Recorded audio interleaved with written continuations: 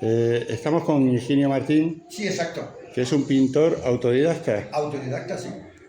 y es natural de Aldanueva, pero vive en Barcelona. Sí, llevo la mayor parte de mi vida en Barcelona, sí. Muy bien. ¿Y a qué te dedicas, aparte de pintar como Bueno, me he afición? dedicado toda la vida, he sido funcionario, pero eso ha sido de vocación ya mayor, de adulto, pero esto lo llevo desde niño. Entonces he combinado las dos cosas. ¿Y qué pintas? ¿Principalmente a óleo? A óleo y lápiz. Ahí dentro en esa sala a la derecha tengo algunos lápices, que mis primeras pinturas fueron a lápiz. Hace ya, pues eso, muchos años. Y hubo quien, bueno, me animó un poco a hacer óleo y, bueno, y por supuesto me ha sido satisfactorio porque me gusta. Pero bueno, mis pinturas primeras fueron eso, lápiz.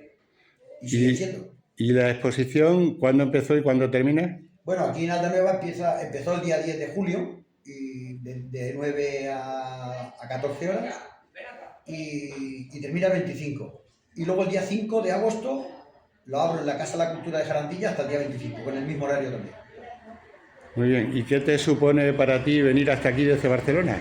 Bueno, pues satisfacción sobre todo, porque vengo a mi tierra, vengo a mi pueblo, enseño lo que muchos no sabían que hacía y bueno, y como he dicho antes, y si encima vendo, pues más satisfacción todavía. Pero ya el hecho de venir y que vengan a visitarlo, para mí es un orgullo y un placer ver pues esa crítica favorable que siempre ayuda, ¿no?, a seguir luchando. ¿Cuántas obras tienes expuestas? Pues me parece que son unas 35. Muy bien, muchas gracias. De nada, a usted.